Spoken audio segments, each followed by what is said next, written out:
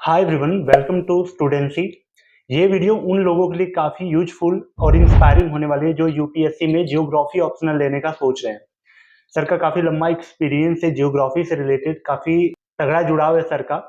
तो सर, सबसे पहले क्वेश्चन कि जियोग्राफी चुनने से पहले एक एस्पिरेंट का माइंडसेट क्या होना चाहिए? ज्योग्राफी चुनने से पहले सबसे बड़ी बात तो ये एक सब्जेक्ट ऐसा है कि हम बहुत ज़्यादा प्रिडिक्टेबल ये सब्जेक्ट है। क्या क्वेश्चन पूछे जाएंगे हम पहले ही, क्योंकि साइंस 50% साइंस नेचर है और 50% जो बाकी ह्यूमन ज्योग्राफी के टॉपिक है वो भी सीधे साधे से टॉपिक है, उनमें यूपीएससी बहुत ज़्यादा छेड़खानी नहीं कर सकता। जी। तो मतलब इस सब्जेक्ट को चुनने का मतलब है आप ये इंश्योर कर दोगे कि एक मिनिमम मार्क्स तो हमारे आएंगे ही आएंगे। ऐसा बड़ा उलटफेर नहीं होगा ज्योग्राफी में कि पता चला कि 500 में से 150 ही नंबर आ रहे हैं। तो यहाँ आप ये रहेगा यार 240-50 की रेंज तो हम इजीली मेंटेन कर लेंगे। और इन दिनों मतलब ये सिलेक्शन के लिए मिनिमम रेंज भी ये बहुत सारे बच्चे आप देख रहे होंगे 240, हाँ 240 50 के बीच में बहुत सारे बच्चों के मार्क्स आ रहे हैं और उनकी रैंक भी लग रही है।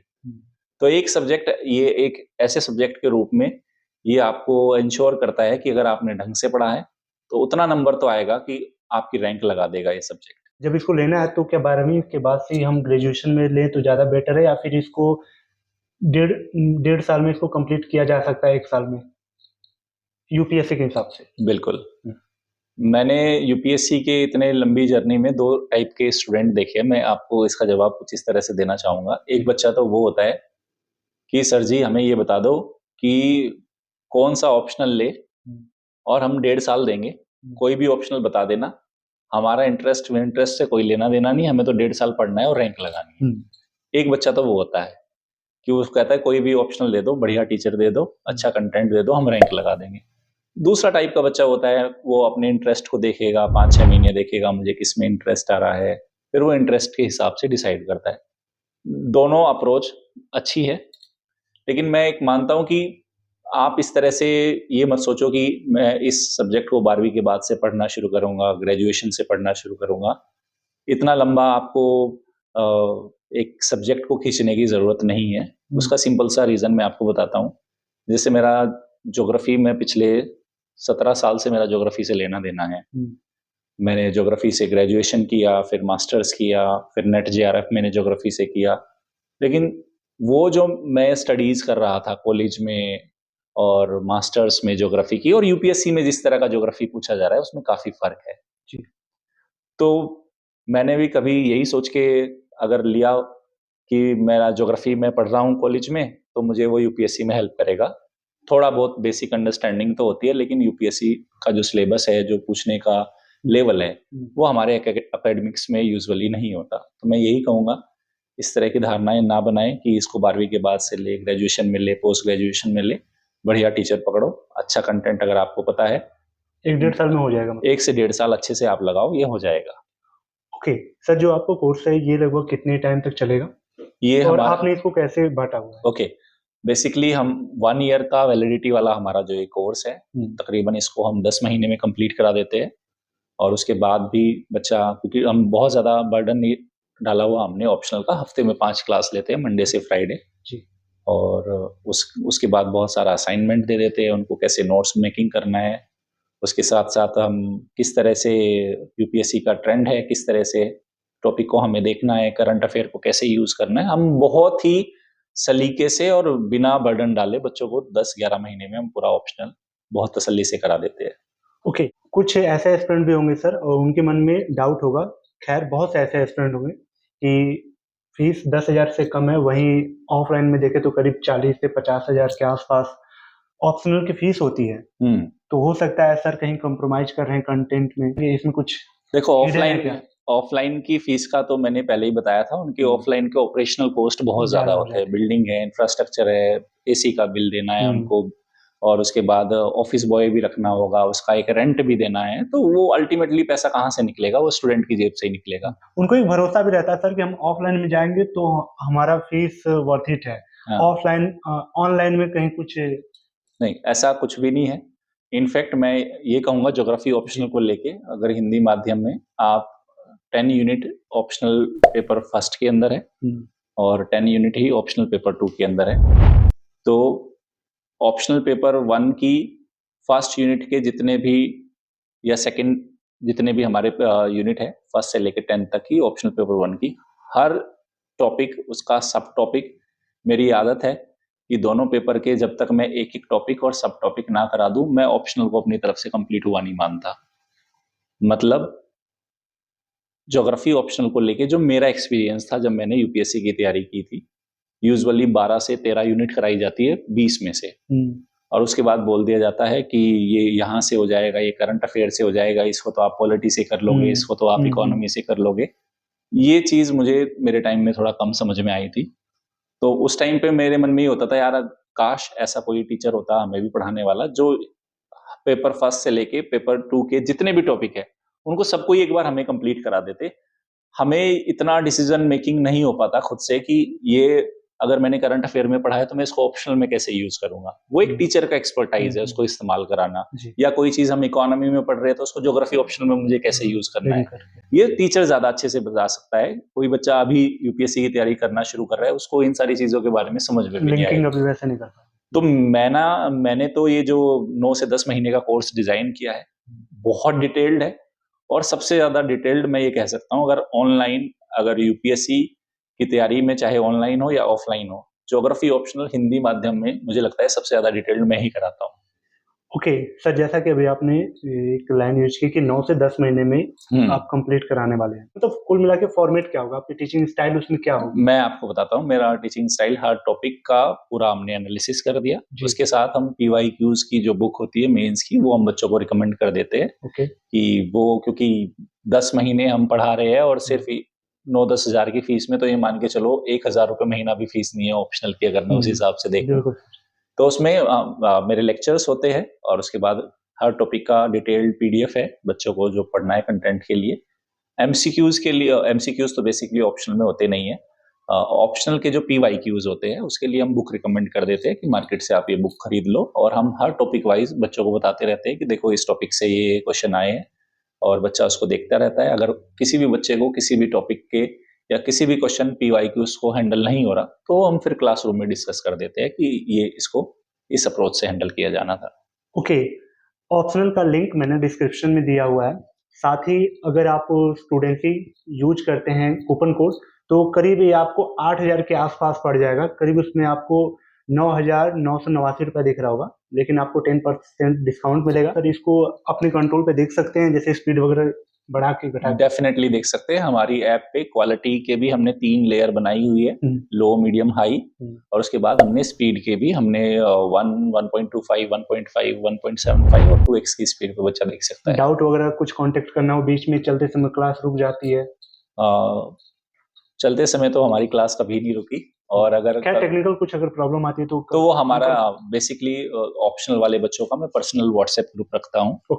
जितने भी हमारे ऑप्शनल के बच्चे हैं वो सीधा मेरे ही कांटेक्ट में होते हैं। और मेरे कांटेक्ट में होने का मतलब है कि एक साथ में सारी चीजों को मैनेज करने की पोजीशन में हूँ। हमारी टेक्निकल टीम मेरे साथ है, हम हर तरीके से कैपेबल है बच्चे की किसी भी प्रॉब्लम को सॉल्व करने के लिए। उसके बाद अगर बहुत सारे बच्चे जैसे क्लास नहीं देख पाए, आज लाइव नहीं देख पाए, वो रिकॉर्डेड देखा, तो वो हमारे उसी व्हाट्सएप ग्रुप में पर्सनली, जिसको मैं ही ग्रुप एडमिन हूँ, वो बच्चा उसी में अपना मैसेज भेज सकता है कि सर मुझे ये डाउट था, तो हम उसको नेक्स्ट डे की क्लास में वो हम डाउट सॉल्व कर देते हैं। ओके सर, कोई अगर आंसर राइटिंग आपसे करना चाहे, पर्सनली आप उसको उसका कॉपी इवैल्यूएट करते हैं या फिर कोई और करता है? नहीं, अभी तो हमने ज्योग्राफी ऑप्शनल की कोई टेस्ट सीरीज नहीं लॉन्च की, लेकिन जब भी ज्योग्राफी ऑप्शनल की टेस्ट सीरीज लॉन्च होगी उसकी आंसर राइटिंग की जो कॉपीज होगी वो मैं ही इवैल्यूएट करूंगा। ओके सर, कोई अगर ज्योग्राफी ले रहा है तो एक बार सर आप माइंड सेट बताएं कि यूपीएससी में ज्योग्राफी का रोल, उसको लेने का मकसद कुछ थोड़ा सा आप अगर अपने एक्सपीरियंस शेयर करें। देखो, मैं यही कहूंगा कि किसी भी बच्चे को अगर ऑप्शनल चयन करना हो, उसके 2-3 क्राइटेरिया होने जरूरी है। पहला क्राइटेरिया ये है कि आपको उस सब्जेक्ट में मजा आ रहा है या नहीं। बहुत सारे बच्चे कहते हैं सर मजे वजह से कोई मतलब नहीं है, मुझे तो सब्जेक्ट बता दो, लेकिन फिर भी हर सब्जेक्ट का एक मजा आ जाता है, तो कहते नहीं उसमें 4 चांद लग जाते हैं। अगर आपको वो सब्जेक्ट अच्छा लग रहा है, आपको लगता है कि उससे ना सिर्फ आपको बुकिश नॉलेज ना मिल रही हो, आपको रियल वर्ल्ड से भी कनेक्ट फील हो रहा हो, तो ज्योग्राफी एक ऐसा ऑप्शनल है आपकी, चाहे रियल वर्ल्ड हो, चाहे फिजिकल वर्ल्ड हो, चाहे ह्यूमन हमारा पूरा पार्ट हो, ह्यूमन रिलेशनशिप का, बिहेवियर का, सोसाइटीज, कल्चर, वो सारा पार्ट ज्योग्राफी ऑप्शनल में कवर होता है। सेकंड, ये एकमात्र ऐसा ऑप्शनल है जो जीएस पेपर फर्स्ट में, मेंस की बात कर रहा हूँ, जीएस पेपर 2 में, जीएस पेपर 3 में और जीएस पेपर 4 में, चारों पेपर में ही जाता है। जीएस पेपर फर्स्ट में तो ऑलरेडी ज्योग्राफी है ही है, सोसाइटी के कुछ टॉपिक हम ज्योग्राफी ऑप्शन में पढ़ते हैं। जीएस पेपर 2 के अंदर पॉलिटी के बहुत सारे टॉपिक है और आईआर के ऐसे बहुत सारे टॉपिक है जो हम ज्योग्राफी ऑप्शन में पढ़ रहे हैं। हाँ, जीएस पेपर थर्ड में जैसे इकोनॉमी, एग्रीकल्चर के, इंफ्रास्ट्रक्चर के बहुत सारे टॉपिक है, डिजास्टर मैनेजमेंट वाला पार्ट है, एनवायरमेंट एंड इकोलॉजी वाला पार्ट है, कुछ हमारे सिक्योरिटी से जुड़े हुए मुद्दे हैं वो भी उधर ज्योग्राफी ऑप्शनल में है, और कुछ ना कुछ केस स्टडीज हमारी कभी ना कभी एग्रीकल्चर डिस्ट्रेस पे आ जाती है, और कभी हाँ, कभी डिजास्टर पे कोई केस स्टडी आ गई तो वो ज्योग्राफी ऑप्शनल उधर हेल्प कर रहा है। और सबसे बड़ी बात, एस्से राइटिंग में भी ज्योग्राफी, मैं ये मानता हूँ कि जिस तरीके से इस सब्जेक्ट को, इसके सिलेबस को यूपीएससी ने डिजाइन किया है, वो हर साल 1 से 2 एस्से आप ज्योग्राफी ऑप्शनल, अगर आपका बैकग्राउंड है तो उन्हें अच्छे से बच्चा टैकल कर सकता है। पहला तो इंटरेस्ट हो गया, सेकंड हो गया ये सब्जेक्ट का नेचर ऐसा है, आपको जीएस में भी हेल्प कर रहा है और ऑप्शनल की तो तैयारी हो रही है। तीसरा, जब किसी सब्जेक्ट को एज ए ऑप्शनल आप चुन रहे हो, तो ऑप्शनल चुनते समय अगर ये ध्यान रखना है कि क्या उस सब्जेक्ट का कंटेंट मार्केट में अवेलेबल है। दूसरा, उस सब्जेक्ट को पढ़ाने वाला फैकल्टी बड़ा मैटर करता है। मैं सभी बच्चों को कहूंगा कि ऑप्शनल की तैयारी में अगर आपको एक टीचर मिल जाए, उस सब्जेक्ट का एक बेहतरीन जानकार मिल जाए जिसकी उस सब्जेक्ट पे पकड़ हो, तो ये आपकी ऑप्शनल की जर्नी आसान हो जाती है। वरना बच्चा कई साल, 2 साल, 3 साल, 4 साल तक ऑप्शनल को लेके स्ट्रगल करता रहता है। तो एक सही फैकल्टी है, उस सब्जेक्ट में आपका इंटरेस्ट है, और जीएस के सारे paper first, GS paper first, second, third, fourth, और इनफैक्ट एस्से राइटिंग की अगर मैं बात करूं, अगर इतनी सारी खूबी एक ऑप्शनल में है तो वो ज्योग्राफी ऑप्शनल है। तो इसलिए ये एक बेहतरीन विषय है। इसको लेके अजीब सी भ्रांतियां है, लोगों को लगता है कि रिजल्ट नहीं आते, लोगों को लगता है कि इसमें पता नहीं क्या है, बड़ा टेक्निकल सब्जेक्ट है। ऐसा बिल्कुल भी नहीं है ना, ये टेक्निकल है, लेकिन वो टीचर की एक स्किल होती है, टीचिंग स्किल, कि वो कठिन विषयों को भी आसान कर सकता है। उसमें मेरा एक्सपर्टाइज है, पहली बात। और रिजल्ट तो मैं यही कहता हूँ, फिर इतना सोचोगे तो इस एग्जाम को फाइट नहीं कर पाओगे।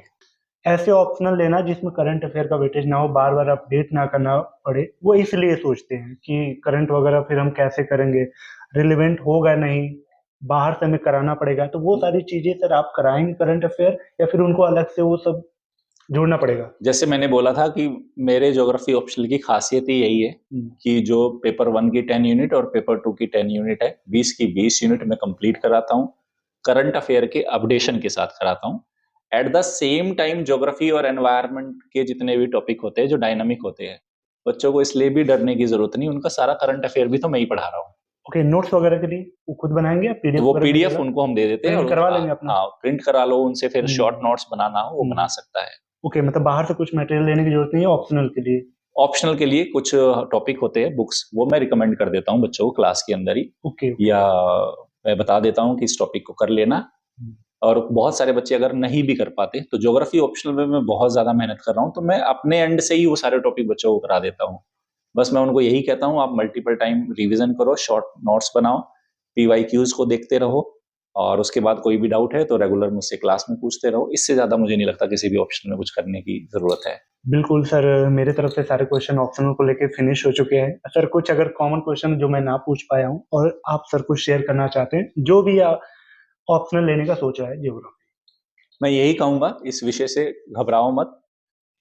कई बार क्या होता है ना कि ये हमने अननेसेसरली और हाइपोथेटिकली ऐसे बहुत सारे मिथ क्रिएट कर लिए कि ये में तो ये होगा, उसमें तो ये समस्या होगी। तो देखो, समस्या तो इस एग्जाम में, इंडिया का सबसे बड़ा कॉम्पिटिटिव एग्जाम में से एक है। आपको इतनी शानदार जॉब मिलने वाली है, आपको इतनी अच्छी पोजीशन मिलने वाली है, तो ऐसा तो नहीं है कि यूपीएससी आएगा, घर से पकड़ के आपको ले जाएगा और आपको कलेक्टर की कुर्सी पे बिठा देगा या एसपी की चेयर पे बिठा देगा। चैलेंजेस तो है, तो चैलेंजेस से डरना नहीं है, उनको एक्सेप्ट करना है। एक माइंड सेट बनाओ, एक एटीट्यूड डेवलप करो कि हम अपने हर चैलेंजेस को कितने खूबसूरत तरीके से उससे निपट सकते हैं। उसमें हमारे एक्सपर्टाइज है, आप उन एक्सपर्टाइज का यूज करो, और बिल्कुल कूल होके और बिल्कुल डिसिप्लिन होके, फोकस्ड होके स्टडी करते रहो। बाकी घबराने वाली कोई बात नहीं, हर ऑप्शनल के अंदर कुछ ना कुछ अप्स एंड डाउन होंगे, कुछ पार्ट इजी होंगे, कुछ पार्ट टफ होंगे। मैं किसी भी ऑप्शनल का नाम नहीं लूंगा, लेकिन कोई भी ऑप्शनल होता ऐसा ही नहीं है कि सर, बिल्कुल फ्लैट बिल्कुल नहीं। हाँ बिल्कुल मलाई के जैसे हो जाएगा। सबके अंदर चैलेंजेस है, लेकिन मैं कहता हूँ वो चैलेंजेस देखने में लगते हैं, अगर एक विषय का जानकार आपके साथ है तो वो बहुत खूबसूरत हो जाते हैं। और आप मेरे साथ जुड़ोगे तो ज्योग्राफी ऑप्शनल में मैं आपको किसी भी तरह की तकलीफ नहीं होने दूंगा, ये 100% मैं आपको एश्योर करता हूँ। Thank you so much sir. Hope guys आपको वीडियो वैल्यूएबल लगी हो। इस ऑप्शनल कोर्स का लिंक डिस्क्रिप्शन में, और साथ ही आप हैप्पी वैली के जब आप ऐप पे जाएंगे आप उसमें कई सारे बैचेस देखेंगे। उसमें 2026 का आंसर राइटिंग का है, 1 साल का प्रोग्राम है, 2 साल का, 3 साल का 12वीं के लिए भी है, और टेस्ट सीरीज भी है। साथ ही प्रीलिम्स जो 2025 का आने वाला है उसका क्रैश कोर्स भी उस टेस्ट सीरीज के साथ और बिना टेस्ट सीरीज के साथ अगर आप देखते हैं, और साथ ही उसमें कूपन कोड स्टूडेंसी यूज करते हैं तो आपको बिगेस्ट डिस्काउंट उस पर मिलेगा। चलिए मिलते हैं किसी और ऐसे शानदार वीडियो में, तब तक के लिए thank you so much and bye bye. Thank you so much. Thank you.